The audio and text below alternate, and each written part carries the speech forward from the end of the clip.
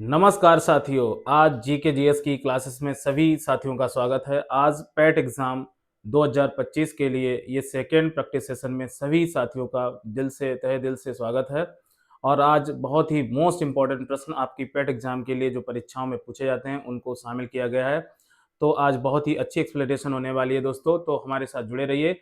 आज का पहला प्रश्न है, आइए चलते हैं, देखते हैं। देखिए प्रश्न दिया है आपका, द्वितीय बोध संगीत का कहाँ हुई थी। कहने का मीन्स क्या है, द्वितीय बोध संगीत का आयोजन कहाँ हुआ था। जिसमें आपके ऑप्शंस हैं, राजगृह में हुई थी, वैशाली में हुई थी, या पाटलिपुत्र, या कुशीनगर में हुई थी। तो दोस्तों आपको बता देते हैं कि प्रथम बौद्ध संगीत का आयोजन प्रथम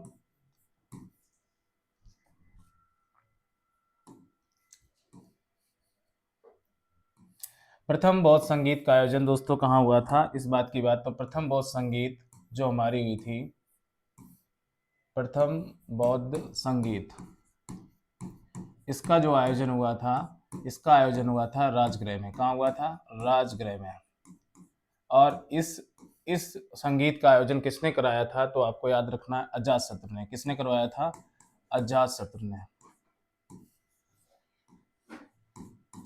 और इसको करवाने वाले कौन थे? तो इसके करवाने वाले, प्रथम बौद्ध संगीत को किसने करवाया था? तो ये थे महाकश्यप।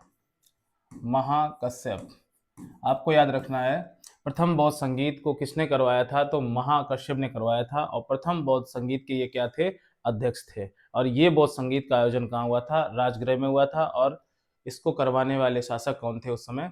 तो आपके अजातशत्रु थे। द्वितीय बौद्ध संगीत का जो आयोजन हुआ था, द्वितीय बौद्ध संगीत का आयोजन कहाँ हुआ था? तो ये हुआ था आपका वैशाली में। कहाँ पर हुआ था? वैशाली में।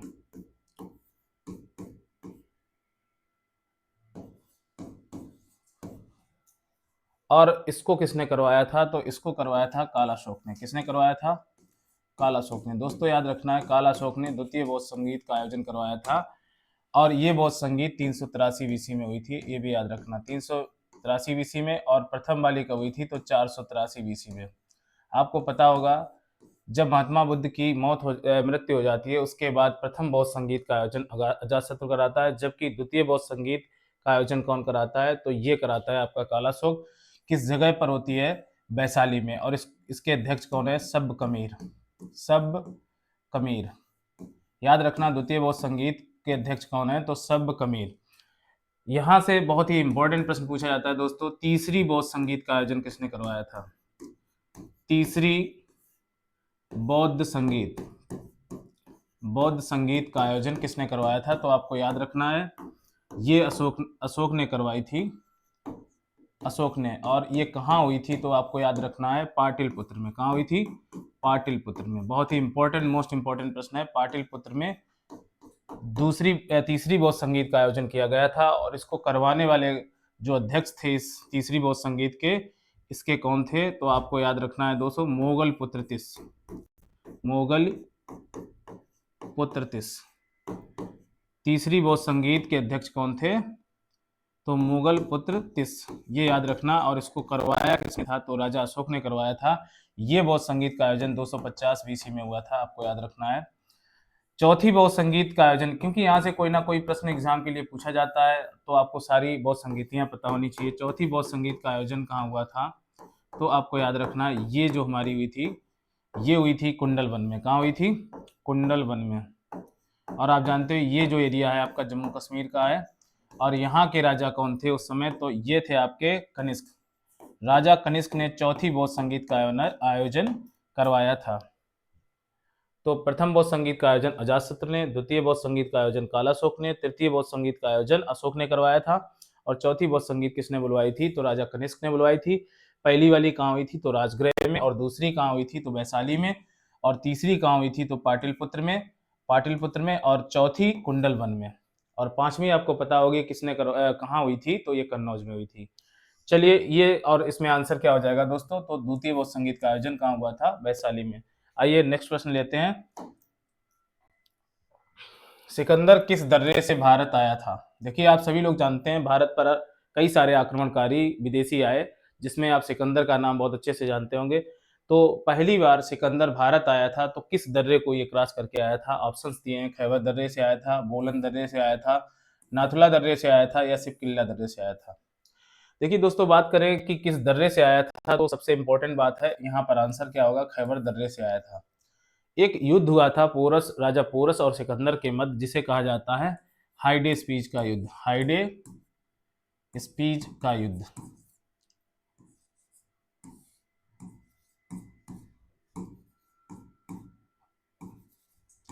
युद्ध और इसी को, ये किस नदी पर हुआ था तो आपको पता होगा, ये झेलम नदी पर हुआ था। पोरस और किसके मध्य हुआ था तो सिकंदर के मध्य हुआ था। कब हुआ था? 300, ये हुआ था 326 बीसी में। आपको याद रखना है 326 ईसा पूर्व। और इसमें राजा पोरस और सिकंदर के साथ युद्ध होता है और बहुत ही बहादुरी से राजा पोरस लड़ते हैं किसके खिलाफ? सिकंदर के खिलाफ। और आप जानते हो विश्व विजेता कौन था यहाँ पर? सिकंदर था। इसने दुनिया के कई सारे देशों को जीता था। ये मैसिडोनिया देश से आया था, यूरोप कंट्री से भारत की ओर, और भारत के कई सारे प्रांतों पर इसने आक्रमण किया और बहुत सारे प्रांतों में राजाओं को हराया। लेकिन पोरस एक ऐसा बहादुर और साहसी राजा था जिसने सिकंदर को बहुत कड़ी टक्कर दी। और लास्ट में माना जाता है कि सिकंदर ने उससे जब बंदी बना लिया पोरस को, तो उसने ये कहा था कि बताइए कैसा व्यवहार किया जाए तुम्हारे साथ पोरस। तो पोरस ने कहा जो एक राजा दूसरे राजा से जैसा व्यवहार करता है वैसा ही बर्ताव हमारे साथ किया जाए। और इस बात से खुश होकर सिकंदर ने कौन सा साम्राज्य, मतलब जो झेलम नदी पर स्थित जो क्षेत्र था जम्मू कश्मीर का, उसको पुनः वापस दे दिया पोरस को और यहाँ से वापस चला गया। लेकिन आपको पता होगा 323 बीसी में इसकी क्या हुई थी? मृत्यु हुई थी। और ये बेबीलोनिया नामक जगह पर इसको, कहाँ पर मृत्यु हुई थी? तो बेबीलोनिया।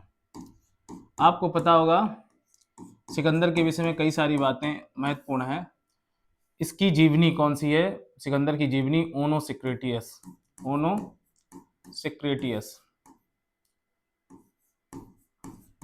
याद रखना है आपको कि सिकंदर की जीवनी का क्या नाम है? ओनो सिक्रेटियस। इसका एक बहुत ही प्रिय घोड़ा था बुकाफेला। बुकाफेला। और इसकी मृत्यु हो गई थी। तो इसने एक भारत में एक शहर बसाया था बुकाफेला शहर। किसने? सिकंदर ने। सिकंदर आप जानते हो मैसिडोनिया राज्य में इसका जन्म हुआ था। इसके पिता का क्या नाम था? राजा फिलिप था। तो इतनी इंफॉर्मेशन काफ़ी है। और ये भारत किस दर्रे से आया था? तो खैबर दर्रे से भारत आया था। ये महत्वपूर्ण प्रश्न है आपका। नेक्स्ट प्रश्न देखते हैं दोस्तों, जैन धर्म के 23वें तीर्थंकर किसे कहा जाता है? आपने देखा होगा कि जैन धर्म का सर्वाधिक प्रचार प्रसार महावीर स्वामी ने किया और उन्हें 24वां तीर्थंकर कहा जाता है। 24वें जो तीर्थंकर थे वो कौन हुए आपके? तो आपको पता है दोस्तों 24वें तीर्थंकर आपके, तो आपको पता है 24वें तीर्थंकर कौन हुए? महावीर स्वामी हुए। आपको पता है बहुत अच्छे से। और सबसे इंपॉर्टेंट बात है कि पार्श्वनाथ प्रथम तीर्थंकर कौन है? तो यहाँ पर ऋषभदेव प्रथम तीर्थंकर। बहुत ही महत्वपूर्ण प्रश्न है। जैन धर्म के प्रथम तीर्थंकर किसे कहा जाता है दोस्तों? तो याद रखना है आपको, किसे कहा जाता है? ऋषभनाथ को कहा जाता है। ठीक। और पार्श्वनाथ क्या है? ये 23वें तीर्थंकर है। आपको याद रखना है जैन धर्म के 23वें तीर्थंकर किसे कहा जाता है? तो दोस्तों याद रखना है आपको 23वें तीर्थंकर आपके कौन से हैं? तो आपको याद रखना है पार्श्वनाथ। और महावीर जो जो तीर्थंकर हैं ये 24वें तीर्थंकर कहे जाते हैं। और इन्हीं ने जैन धर्म को बहुत आगे बढ़ाया। किसने? महावीर स्वामी ने। तो बहुत अच्छे से याद रखना है, महावीर स्वामी 24वें तीर्थंकर हैं, जबकि ऋषभनाथ क्या है? प्रथम तीर्थंकर। और पार्श्वनाथ क्या है? आपके 23वें तीर्थंकर। एक महिला का जिक्र होता है, 19वीं तीर्थंकर एक महिला थी जिसका क्या नाम था? आपको याद रखना है दोस्तों, उनका नाम था मल्लीनाथ महिला। क्या नाम था? मल्लीनाथ महिला। तो दोस्तों ये भी प्रश्न कई बार एग्जाम में पूछा गया है कि जैन धर्म में महिला तीर्थंकर कौन सी हुई? तो आपको याद रखना है मल्लीनाथ महिला। और ये 19वें नंबर की तीर्थंकर हुई हैं। तो चलिए नेक्स्ट प्रश्न को लेते हैं। बहुत ही महत्वपूर्ण प्रश्न आपके सामने है, ऋग्वेद की सर्वाधिक पवित्र नदी कौन सी है दोस्तों? ऑप्शन में आपका है गंगा नदी, यमुना नदी, सरस्वती नदी और सिंधु नदी। देखिए ऋग्वेद में सर्वाधिक किस नदी का जिक्र मिलता है? तो आपको याद रखना है सिंधु नदी। और सिंधु नदी को ऋग्वेद में क्या कहा गया है दोस्तों? याद रखना है सिंधवी कहा गया है। और सबसे पवित्र नदी की अगर बात करें दोस्तों तो सरस्वती ऋग्वेद की सबसे पवित्र नदी कही जाती है। और इसको नदीत्मा कहा गया है। दोस्तों याद रखना है, नदीत्मा किस नदी को ऋग्वेद में कहा जाता है, तो आपको याद रखना है नदीत्मा सरस्वती नदी को कहा जाता है और सबसे पवित्र नदी मानी जाती है। वैसे कई सारी नदियों का जिक्र आपको ऋग्वेद में मिलेगा, लेकिन आप गंगा के विषय में अगर बात करते हैं तो पूरे भारत की सबसे लंबी नदी कौन सी है? भारत की सबसे लंबी नदी दोस्तों याद रखनी है, तो ये आपकी क्या है? गंगा, लंबी नदी। सबसे लंबी नदी कौन सी है? गंगा है, और ये 2525 किलोमीटर समथिंग, कितनी है? 2525 किलोमीटर इसकी दूरी है। और जानते हो ये इसका उद्गम कहाँ से होता है? तो उत्तराखंड के गंगोत्री नामक स्थान से इसका उद्गम होता है। गंगा, गंगा भारत की सबसे कैसी नदी है? सबसे लंबी नदी है, और उत्तर भारत में इसका विस्तार देखने को मिलता है। कई सारे शहरों और प्रदेशों से होकर गुजरती है। तो कभी इसके विषय में बहुत डिटेल चर्चा करेंगे गंगा नदी के विषय में। तो यहाँ पर आंसर आपका क्या है? सरस्वती नदी। आइए नेक्स्ट प्रश्न लेते हैं। 1857 में भारत का गवर्नर जनरल कौन था? दोस्तों बहुत ही इंपॉर्टेंट प्रश्न है। यहाँ पर सबसे बड़ी बात क्या है कि कौन था? Lord Dalhousie option, Lord Canning और लॉर्ड विलियम बेटिंग और माउंटबेटन। कई सारे नाम आपने यहाँ पर देखे। सबसे इंपॉर्टेंट बात है, लॉर्ड डलहौजी ने हड़प नीति अपने भारत में शुरुआत की थी। हड़प नीति, आपको डॉक्ट्रिन ऑफ लैप्स की शुरुआत किसने की थी? बहुत महत्वपूर्ण प्रश्न है एग्जाम के लिए, आपकी पेट एग्जाम के लिए। तो लॉर्ड डलहौजी ने भारत में कई सारे राज्यों को विलय कर लिया था अंग्रेजी सरकार में, और उसी को क्या कहा गया? हड़प नीति कहा गया। देखिए दोस्तों, यहाँ पर 1857 में भारत का गवर्नर जनरल जो था वो लॉर्ड कैनिंग था। कौन था? Lord Canning. 1857 की क्रांति आपने बहुत अच्छे से सुनी होगी, और सबसे इंपॉर्टेंट बात है रानी लक्ष्मीबाई का जिक्र होता है। झांसी या ग्वालियर क्षेत्र में उन्होंने अपने आप को लीड आउट किया था, और कानपुर से आप जानते हो तात्या टोपे और नाना साहब ने यहाँ पर लीड किया था। 1857 की क्रांति एक बहुत महत्वपूर्ण क्रांति थी, जिसमें अंग्रेजों को बहुत लंबी शिकस्त मिली थी, लेकिन भारत के बहुत सारे लोगों का इसमें बहुत अच्छा सहयोग ना मिलने के कारण ये क्रांति बहुत सफल नहीं हो सकी। लेकिन अगर ये सफल हो जाती तो भारत 1857 में ही आज़ाद हो जाता है। बहुत सारी बातें हम लोगों ने, माउंटबेटन आप जानते हो आज़ादी से जुड़ी हुई, ये जब अंतिम गवर्नर जनरल बने थे माउंटबेटन, तो इस तरह से आपका आंसर क्या हो जाएगा? Lord Canning. किसमें? 1857 क्रांति में गवर्नर भारत का कौन था? तो आपको याद रखना लॉर्ड कैनिंग था। आइए नेक्स्ट प्रश्न की बात करते हैं। विश्व का एकमात्र तैरता हुआ राष्ट्रीय उद्यान कहाँ स्थित है? दोस्तों बहुत ही इंपॉर्टेंट प्रश्न है एग्जाम के लिए, खासकर पेट एग्जाम के लिए। तो आइए बात कर लेते हैं दोस्तों। असम आप देखते हो, असम में आपका कौन सा राष्ट्रीय उद्यान है? ऑप्शन आपके क्या है? मणिपुर में है, केरल में है, या पश्चिम बंगाल में? दोस्तों फ्लोटिंग नेशनल पार्क, इसे एक और नाम से जाना जाता है, इसे बोलते हैं फ्लोटिंग नेशनल पार्क। आपका किस राज्य में है? तो दोस्तों याद रखना है, विश्व का एकमात्र तैरता हुआ राष्ट्रीय उद्यान फ्लोटिंग नेशनल पार्क, ये आपका दोस्तों कहां पर स्थित है? तो मणिपुर में। कहां पर? मणिपुर राज्य में है। और आप जानते होंगे बड़े अच्छे से, ये एक झील पर स्थित नेशनल पार्क है मणिपुर में। अब इसका मतलब आपको फ्लोटिंग नेशनल पार्क को आप नाम क्या है कहने का मीन्स? केवुल लामजाओ, केवुल लामजाओ। इस नेशनल पार्क का क्या नाम? Lamjao national park. आपको याद रखना है, केवल लामजाओ राष्ट्रीय उद्यान जो है आपका मणिपुर में है, और इसे फ्लोटिंग नेशनल पार्क के नाम से जाना जाता है, जो विश्व का एकमात्र तैरता हुआ राष्ट्रीय उद्यान है। आपको याद रखना है बड़े अच्छे से। केरल में आपने सुना होगा दोस्तों, असम में एक बहुत महत्वपूर्ण राष्ट्रीय उद्यान है। कौन सा? काजीरंगा राष्ट्रीय उद्यान। काजीरंगा राष्ट्रीय उद्यान, राष्ट्रीय उद्यान, या इसी को हम काजीरंगा नेशनल पार्क भी बोलते हैं। तो ये राष्ट्रीय उद्यान आपका कहाँ पर है? असम में। और यहाँ पर किसको संरक्षित किया गया? तो ये भी महत्वपूर्ण प्रश्न है। एक सींग वाले गैंडे को यहाँ पर रखा गया, एक सींग वाले गैंडे को संरक्षित किया गया है। इस नेशनल पार्क की विशेषता ये है कि एक सींग वाला गैंडा यहाँ पर संरक्षित है। बहुत ही इंपॉर्टेंट प्रश्न है, याद रखना है आपको। केरल में आप जानते हो एक राष्ट्रीय उद्यान है जिस बहुत महत्वपूर्ण, Periyar national park, Periyar national park, national park ये कहाँ स्थित है? तो आपको याद रखना है केरल राज्य में स्थित है पेरियार नेशनल पार्क। बहुत ही इंपॉर्टेंट ये भी है, कई बार एग्जाम में पूछा गया प्रश्न है। पश्चिमी बंगाल में कौन सा राष्ट्रीय उद्यान है? आपको याद रखना है सुंदरवन राष्ट्रीय उद्यान। आपने सुंदरवन डेल्टा नदी डेल्टा की बात की होगी, दुनिया का सबसे बड़ा नदी डेल्टा कौन सा है? सुंदरबन डेल्टा। तो ये कौन सा आपका राष्ट्रीय उद्यान है? सुंदरबन राष्ट्रीय उद्यान। कौन सा? सुंदरबन राष्ट्रीय उद्यान। सुंदरबन राष्ट्रीय उद्यान आपका कहाँ स्थित है? आपको याद रखना, पश्चिमी बंगाल में है। और यहाँ पर आप जानते हो यहाँ पर क्या संरक्षित है? बंगाल टाइगर आपने सुने होंगे, बंगाल टाइगर। यहाँ पर आपको एक जात मिलेगी टाइगर की, बंगाल टाइगर के नाम से ये जाने जाते हैं, और यहाँ पर टाइगर को संरक्षित किया गया है। भारत का प्रथम राष्ट्रीय उद्यान कौन सा है? आपको पता है, रामगंगा राष्ट्रीय उद्यान, जिसे हेली नेशनल राष्ट्रीय उद्यान के नाम से जाना जाता है। और उसी का आज क्या नाम है? उसी का आज नाम है रामगंगा राष्ट्रीय उद्यान। और इसी को क्या कहा जाता था पहले? तो इसको कहा जाता था, क्या कहा जाता था? कमेंट बॉक्स में आप हमको बताइए, क्या कहा जाता था? कॉर्बेट नेशनल पार्क के नाम से जाना जाता था। भारत का प्रथम राष्ट्रीय उद्यान कहाँ पर स्थित है? तो ये उत्तराखंड राज्य में। कहाँ पर स्थित है? तो उत्तराखंड राज्य में। तो इस तरह से आपका आंसर क्या हो जाएगा यहाँ पर? मणिपुर में। तो ये भी प्रश्न आपको बड़े अच्छे से आने चाहिए।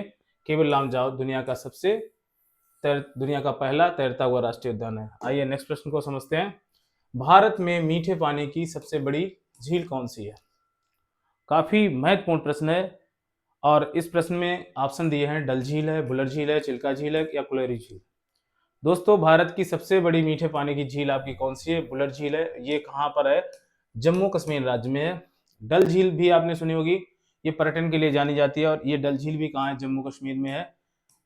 तो बुलर झील मीठे पानी की सबसे बड़ी भारत की झील है। चिल्का झील आप जानते हो खारे पानी की सबसे बड़ी झील है, खारे पानी की, और ये कहाँ स्थित है? तो उड़ीसा राज्य में। कहाँ पर? उड़ीसा राज्य में। कौन सी झील है खारे पानी की? आपको याद रखना है। तो खारे पानी की झील आपकी कौन सी है? चिल्का झील। और मीठे पानी की सबसे बड़ी झील आपको बता दी हमने, बुलर झील है। कुलेरू झील भी मीठे पानी की झील है, और ये कहाँ स्थित है? तो आपको याद रखना है, आंध्र प्रदेश में। कहाँ पर? दोस्तों बड़े अच्छे से याद रखना है, कुलेरू झील कहाँ पर पड़ती है? तो आपको याद रखना है, ये हमारी पड़ती है आंध्र प्रदेश में। भारत की लंबी झील कहाँ पर स्थित है? आपको पता है, वेम्बनाड झील केरल में है। वेम्बनाड झील, बड़ा ही महत्वपूर्ण प्रश्न है। वेम्बनाड झील ये भारत की कैसी झील है? तो ये भारत की सबसे लंबी झील है, और ये किस राज्य में? तो आपको याद रखना है, केरल राज्य में। कहाँ पर? ये केरल राज्य में वेम्बनाड झील। ये भारत की समुद्री सीमा के किनारे सबसे लंबी झील है भारत की। तो आपका बहुत ही अच्छा प्रश्न था, यहाँ पर आंसर हमने बता दिया, बुलर झील मीठे पानी की सबसे बड़ी झील। आइए नेक्स्ट प्रश्न को डिस्कस कर लेते हैं। सौर मंडल का सबसे ठंडा ग्रह कौन सा है? दोस्तों ऑप्शन है नेपच्यून, यूरेनस, मंगल या बृहस्पति। तो यहाँ देख लेते हैं दोस्तों, सबसे इंपॉर्टेंट बात, सौर मंडल का सबसे ठंडा ग्रह, तो ये आपका जो कोल्ड प्लेनेट है, सबसे कोल्ड प्लेनेट कौन सा है? आपको याद रखना है, यूरेनस। और इसी को हम क्या बोलते हैं दोस्तों? इसी को कहा जाता है अरुण। आप जानते होंगे कि सबसे सौर मंडल के सबसे निकट ग्रह कौन सा है? तो आपको ये पता होगा, सबसे निकट आपका बुध है। सूर्य के सबसे निकट, सूर्य के सबसे निकट कौन सा आपका ग्रह है? तो आपको याद रखना है, बुध है। कौन सा है? बुध है। और सबसे इंपॉर्टेंट, सबसे गर्म ग्रह किसे कहा जाता है? सौर मंडल का सबसे गर्म ग्रह, गर्म ग्रह याद रखना है दोस्तों, गर्म ग्रह आपको याद रखना है, ये हमारा शुक्र है। कौन सा? शुक्र। और शुक्र को प्रेशर कुकर दशा वाला ग्रह भी कहा जाता है, प्रेशर कुकर दशा वाला ग्रह, दशा वाला ग्रह कहा जाता है। तो याद रखना, ये भी इंपॉर्टेंट प्रश्न है आपका, कौन सा? गर्म ग्रह। तो सबसे गर्म ग्रह है आपका शुक्र, और सबसे ठंडा ग्रह आपका क्या है? यूरेनस। यहाँ पर आंसर क्या हो जाएगा? यूरेनस। और आप जानते हो सबसे सौर मंडल का सबसे बड़ा ग्रह, आप जानते हो सबसे बड़ा ग्रह कौन सा है? बृहस्पति। सबसे बड़ा ग्रह कौन सा है? तो आपको याद रखना है, ये हमारा बृहस्पति है। और सबसे ज्यादा छल्लों वाला ग्रह, तो छल्लों वाला ग्रह आप जानते हो किसे कहा जाता है? छल्लों वाला ग्रह किसे कहा जाता है? ये आप याद रखिए, ये कहा जाता है शनि को। किसको? शनि। तो शनि ग्रह आपका कैसा है? तो आपको याद रखना, छल्लों वाला ग्रह किसे कहा जाता है? शनि को कहा जाता है। और गर्म ग्रह आपका शुक्र हो गया, और सबसे बड़ा ग्रह कौन सा हो गया? बृहस्पति हो गया। ठीक। और किस ग्रह के दो उपग्रह हैं? तो मंगल के दो उपग्रह हैं, फीमोस डीमोस। याद रखना, फीमोस डीमोस। याद रखना है आपको, फीमोस डेमोस किसके ग्रह हैं, तो मंगल के 2 ग्रह हैं, उपग्रह, सॉरी उपग्रह। और पृथ्वी का एकमात्र उपग्रह क्या है, चंद्रमा, आपको याद रखना है, बहुत ही इंपॉर्टेंट। और सबसे ज्यादा उपग्रह वाला ग्रह कौन सा है, आपको याद रखना है, बृहस्पति के सर्वाधिक उपग्रह हैं, लगभग 94 उपग्रह अभी तक ज्ञात हुए हैं।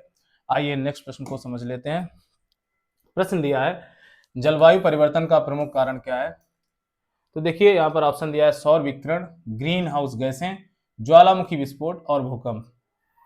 दोस्तों जलवायु परिवर्तन के लिए महत्वपूर्ण गैस आपकी कौन सी है, ग्रीन हाउस गैस है।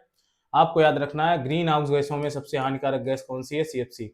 सीएफसी आपको कहां से, क्लोरोफ्लोरोकार्बन, इसका पूरा नाम है क्लोरोफ्लोरोकार्बन। सीएफसी हानिकारक है किसके लिए, तो ओजोन परत के लिए सबसे हानिकारक गैस है सीएफसी, क्लोरोफ्लोरोकार्बन। और ये गैस कहां से निकलती है, तो फ्रिज में जो गैस प्रयोग होती है, फ्रियान, ठीक, फ्रियान में। और आपको बता दें कि एरोसॉल, आपने सुना होगा, एरोसॉल कहां से, रॉकेट से निकला हुआ धुआं कैसा होता है, एरोसॉल से युक्त होता है, जिसमें क्लोरोफ्लोरोकार्बन गैसें पाई जाती है। फ्रियान गैस मुख्यतः प्रशीतक गैस के रूप में प्रयोग की जाती है फ्रिज में, प्रशीतक के रूप में, किस रूप में प्रयोग की जाती है, प्रशीतक के रूप में। आप जानते होंगे सीएफसी 112 जो मुख्यतः हानिकारक है, ठीक। और ये एक प्रकार की क्या है, फ्रियान, ये आपकी एक ग्रीन हाउस गैस है। आपको पता होना चाहिए क्लोरोफ्लोरोकार्बन में क्लोरीन का एक अणु एक साल में ओजोन के 1 लाख अणुओं को तोड़ देता है, और ये कभी भी वातावरण में डिकम्पोज नहीं होते हैं, तो लगातार ओजोन परत को नुकसान पहुंचाते हैं। और आपने सुना होगा अंटार्कटिका पर जो होल देखा गया था, अंटार्कटिका पर सर्वप्रथम ओजोन होल देखा गया था। क्या देखा गया था, ओजोन होल। ये किसके कारण हुआ था, तो आपको पता है कि जो हम पूरी दुनिया जो एसी का प्रयोग करती है और जो फ्रिज का प्रयोग करती है, तो उसकी वजह से क्या है कि अंटार्कटिका महाद्वीप पर 1985 में एक होल देखा गया जिसे नाम दिया गया ओजोन होल। और आप समझ लीजिए ये सीएफसी के बढ़ती हुई मात्रा के कारण था। और इसी पर भारत सरकार, मतलब भारत सरकार ने क्या, पूरी दुनिया के लोगों ने कई सारे सम्मेलन का आयोजन किया जिसमें ओजोन को रोकने का प्रयास किया गया। अब हर देश को सीएफसी को रोकना चाहिए, कहने का मीन्स ये है।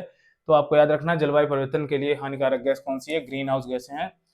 और आप जानते हो ज्वालामुखी विस्फोट होते हैं, तो आप नेचुरली बात जानते हो। और भूकंप आप जानते हो, जब पृथ्वी हिलती है तो जो प्लेटें होती हैं उनके जब खिसकने से भूकंप जैसी स्थिति बनती है। और साथ ही क्या आते हैं, प्रश्न आपका दोस्तों देख लेते हैं। हाँ ये प्रश्न है आपका नेक्स्ट, 2015 का जलवायु परिवर्तन सम्मेलन कहाँ हुआ। बहुत ही इंपॉर्टेंट प्रश्न है, कई बार एग्जाम में ये पूछा गया। तो 2015 का जो सम्मेलन था जलवायु परिवर्तन, ये हुआ था आपके फ्रांस, पेरिस फ्रांस में। ये जलवायु का कौन सा सम्मेलन था, तो 21वां जलवायु परिवर्तन सम्मेलन। ये हुआ था कब, तो याद रखना है 2015 में सम्मेलन। ये कब हुआ था, बहुत ही इंपॉर्टेंट प्रश्न है, आपको बड़े अच्छे से याद रखना है दोस्तों। 2015 में 21वां जलवायु परिवर्तन सम्मेलन कहाँ हुआ था, तो आपको याद रखना है पेरिस फ्रांस में हुआ था। बहुत ही महत्वपूर्ण प्रश्न है, जबकि इसका यही आंसर है। 2015 का जलवायु परिवर्तन कहाँ हुआ था, तो पेरिस फ्रांस में हुआ था, और ये 21वां जलवायु परिवर्तन था, ठीक। अब सबसे इंपॉर्टेंट बात है कि मॉनिट्रियल सम्मेलन, जो मॉनिट्रियल प्रोटोकॉल जो था आपका, ये कहाँ हुआ था दोस्तों, तो ये सम्मेलन बुलाया गया था आपका कहाँ, कनाडा में। कहाँ बुलाया गया था, कनाडा में। और ये कब हुआ था, तो ये भी याद रखना 1987 में। कब हुआ था, मॉन्ट्रियल प्रोटोकॉल कब हुआ था, तो 1987 में। और कहाँ हुआ था, तो कनाडा में। और खास पर ओजोन गैस को लेकर यहाँ पर चर्चा हुई थी, ओजोन का स्तर कम से कम दुनिया उत्सर्जित करे, इसके लिए यहाँ पर बात हुई थी मॉन्ट्रियल प्रोटोकॉल में, ठीक। आपको पता होना चाहिए कि अभी जो फिलहाल में जो जलवायु परिवर्तन अभी हुआ है 2025 का जलवायु परिवर्तन, ये कहाँ हुआ था, तो बॉन जर्मनी में। आपको याद रखना है रिसेंटली जलवायु परिवर्तन कहाँ हुआ है, तो बॉन ये आपका कहाँ पड़ता है, जर्मनी में। और ये 2025 का जलवायु परिवर्तन सम्मेलन हुआ था जर्मनी के बॉन शहर में। आपको याद रखना है रिसेंटली, ये क्वेश्चन बहुत ही इंपॉर्टेंट है। और प्रथम जलवायु परिवर्तन सम्मेलन की बात की जाए तो ये हुआ था स्टॉकहोम में, स्टॉकहोम स्वीडन। प्रथम जलवायु जो परिवर्तन कहाँ हुआ था? स्टॉकहोम स्वीडन में।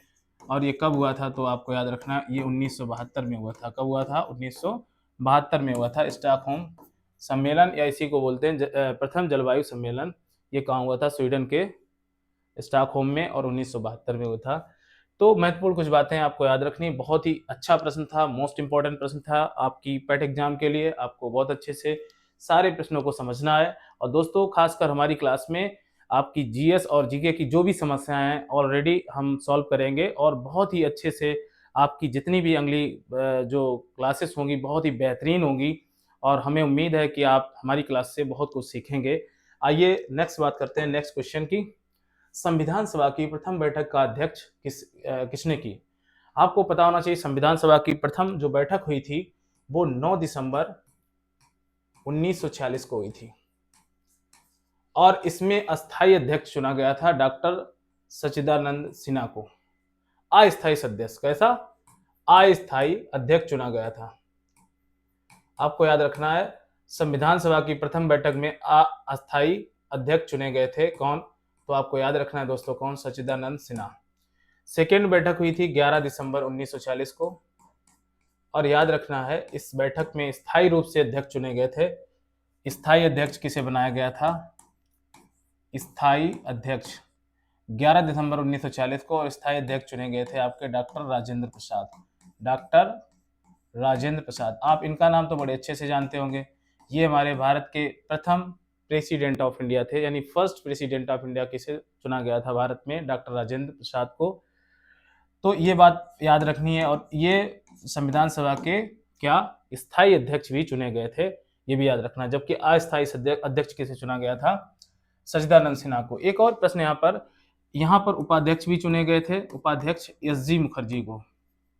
आपको याद रखना एससी मुखर्जी, ये भी नाम हो सकता है एग्जाम में पूछ लें, तो ये भी याद रखना कि संविधान सभा के उपाध्यक्ष कौन थे? तो एसजी मुखर्जी थे।